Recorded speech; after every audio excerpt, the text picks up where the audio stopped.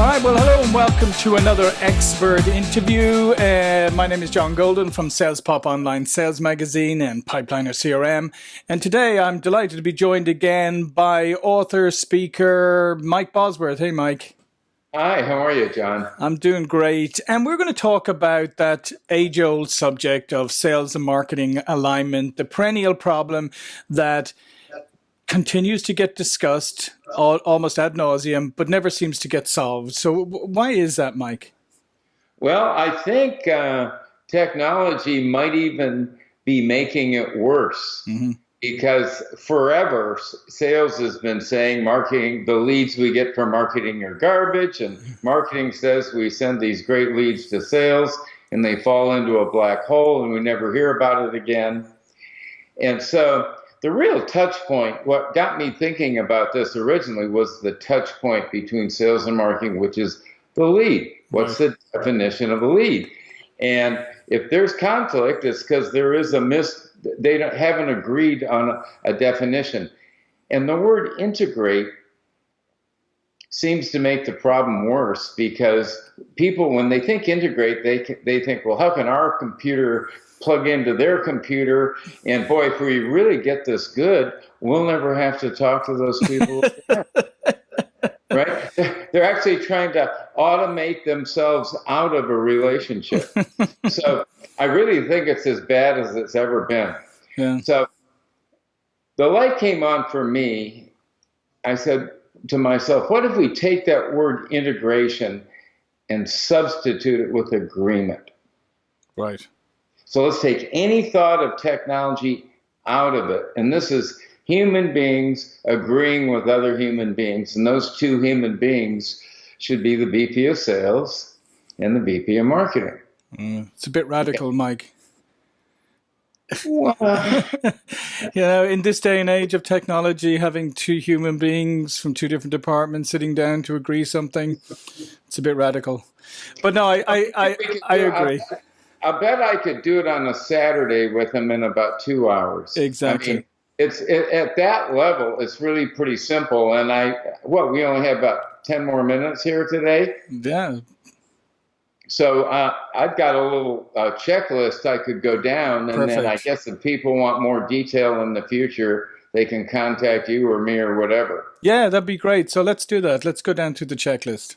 Okay. So the first thing on my checklist is that we both sides agree on who we're selling to. Mm-hmm.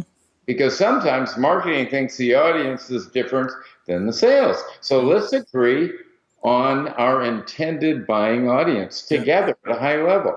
Job titles, industries, whatever. Okay, I call them buyer personas. Yep. Second thing is let's agree on customer hero marketing. Let's take all the stories about how our solution will do this and it will do that and we do that, and do our demand generation, our product training, and our selling, all with the theme of the customer buyer personas being heroes in their own companies because they were smart enough to buy from us and buy our stuff. So, because if you can make the customer the hero in your stories, now they're not getting advice from a 28-year-old salesperson calling on a 50-year-old man. Mm-hmm.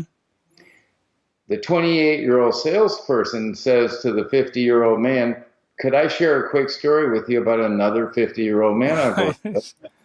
And they say, sure.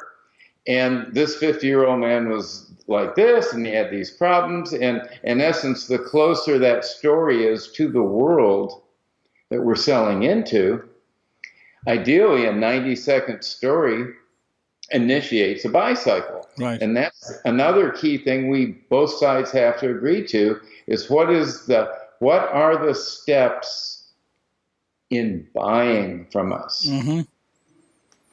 Not from us giving presentations or demos, but them all the way from they're not looking, but they should be looking, to they decide to look. That first 10 seconds where they say they have enough curiosity to say yes to a story, a customer hero story.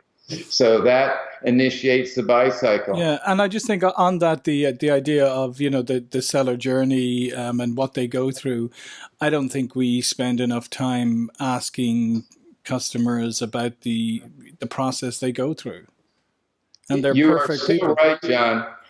I can't tell you the number of product marketing people I've run into in technology corporations. Their title is product marketing, and they've never been to a customer. Mm-hmm. They really have no concept of how the customer is using our stuff. Right. It's just all about our stuff. And so that leads to the next thing. We have to agree on how we want to teach the product to newly hired salespeople. Because if we teach the product as a noun, it will do this or it will do that, mm-hmm. the salespeople go out there and parrot that, and the buyer realizes that the salesperson is parenting and really has no understanding of their need, right. And it really causes the buy process to go downhill. Mm-hmm. So if we could focus the newly hired people on, here are the 7 buyer personas we sell to. This one uses 4 of our products, this one 3, and whatever. Right. Construct a little how this person, when this event happens, they use our product to get out of that mess. Mm-hmm.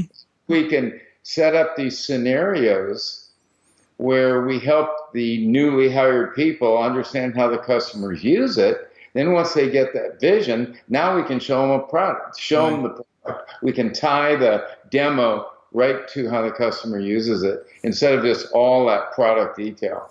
Yeah, no, I couldn't agree more. Yeah.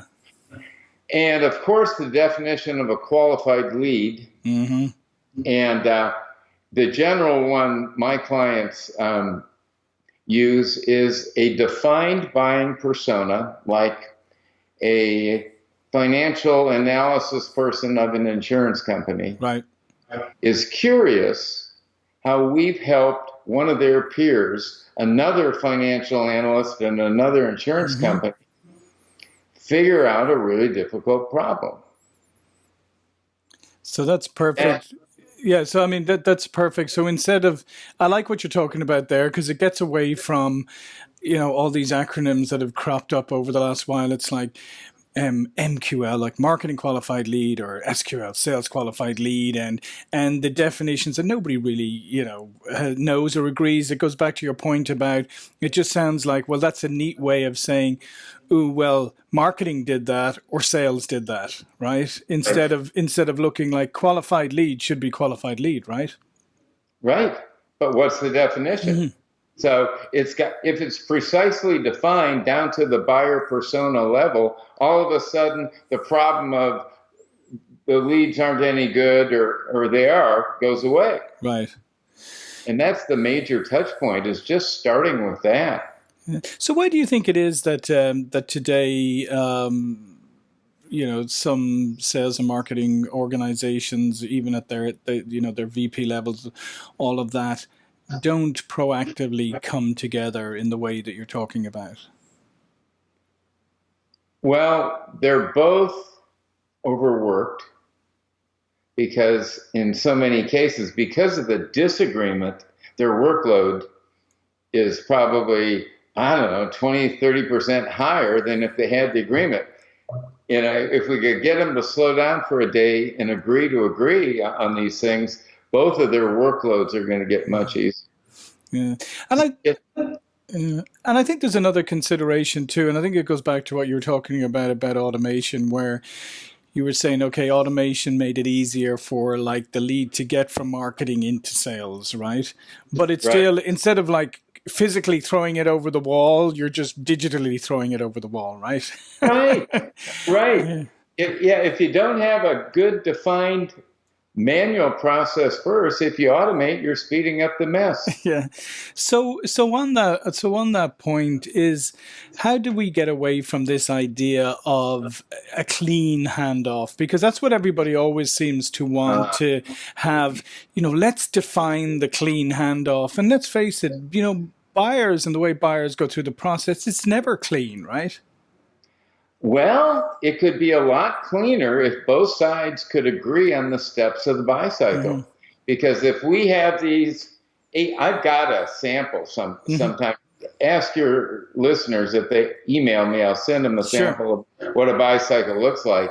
But whatever the steps are, and we put it out as a straw man, the bicycle varies with every company out there. So they really this has to be something that's tuned to the way their buyers buy from them. But once it's defined that way, then we can say, well, if it's less than $10,000, the handoff's here, and if it's $50,000, the handoff is here, and if the amount is $500,000, we're going to hand this sucker off really early to a highly qualified person. So, I mean, it can be actually worked into a business plan. Yeah. And what I find interesting too nowadays is that, there's a lot of things that salespeople need to do today that maybe were traditionally marketing things. They have to do a little bit more of, personal branding and maybe micro marketing, using, social networks and all of that. And marketing has to often go further into what was traditionally a sales cycle. So there's a lot of ways both groups could kind of bring their expertise to help each other learn these. But that's, again, that doesn't seem to happen a lot. But it seems to me like, they need each other more than ever. And if they realize they could actually educate each other in a mutually beneficial way, things would be much better. It's a 1 + 1 = 3. Both the CMO and the CSO will work fewer hours. They'll have more happiness, and they'll get along a lot better. The whole organization will get along a lot better. But it starts at the top. Yeah. And I think that's, and obviously so many things do start at the top. Well, what are some other things you're seeing? Where do you think all of this is going? I mean, where do you see the future of sales and marketing in terms of, do you think they're going to become ever more integrated at the point where they're, and a lot of companies have already started trying to merge them? Where do you see it going? Boy, it's a great question, but the odd thing is everybody wants to automate, but boy, if we could agree first, then the automation is almost a no-brainer. Right. If you can agree to the basics first, then the automation, is speeding up a good process rather than speeding up the mess. But I've seen a lot of speeding up the mess out there. And you've obviously worked with a lot of companies. Where do you have any? And you don't have to name the company, but do you have a quick example of somewhere where you've really seen this work well, and the difference it's made to the company? It's a very large integrated communications company, and their messaging has gone from the old product, it will do this, and our solution will do this, and our solution will do that, to basic customer hero stories where finance managers of auto dealers used to do it this way, and now they do it this new way. And it's just a different approach to how our customer, it's turning the product from a noun to a verb. Let's talk about how customers use it rather than all about it. And that seems to me that's something that both sales and marketing can easily get on board with, because it's as in most things in life, it's relatively simple but very powerful. Well, I think easily says you're an optimist. I don't think it'll ever be easy, but it's doable. Right. It's doable. Well, listen, thanks, Mike. It's been a great conversation as usual. You provided some great insights. Do you want to just spend a couple of moments to tell people who may not know you, although I can't believe there's that many people out there, but those who may not know you already, a little bit more about yourself and what you do and how they can contact you? Well, the easiest way to contact me is mikebosworth.com. And I've got a business, we call it Story Seekers. And we go into organizations and teach people who are not natural connectors how to connect with strangers. Because the number one difference between really superior salespeople, the 20% that sell 80%, is they've got an intuitive ability to connect emotionally and build trust with virtual strangers. Right. 80% of us weren't born with that. We didn't have it's really a family of origin business, but that means it's fixable. Yeah.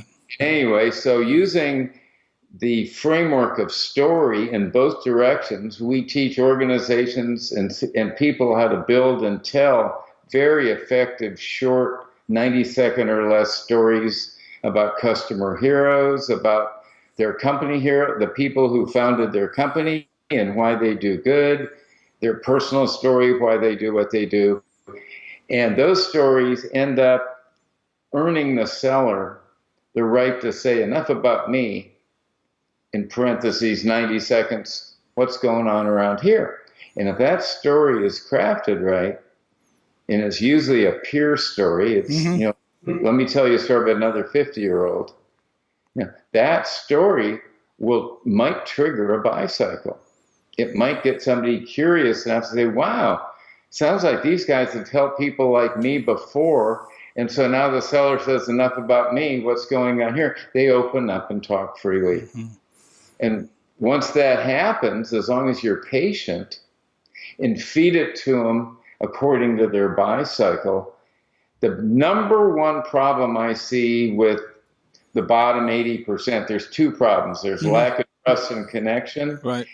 And the seller's sell cycle is out of sync with how the buyer wants to buy, and so there's clashes. Well, that's great. Again, great additional insight. So I encourage everybody go MikeBosworth.com. Check out Mike. He has a long track record and pedigree in this field. All right. So my name is John Golden, Pipeliner CRM and SalesPOP Online Sales Magazine. Another expert interview. Look forward to talking to you again soon, Mike. Bye now. Thank you, John.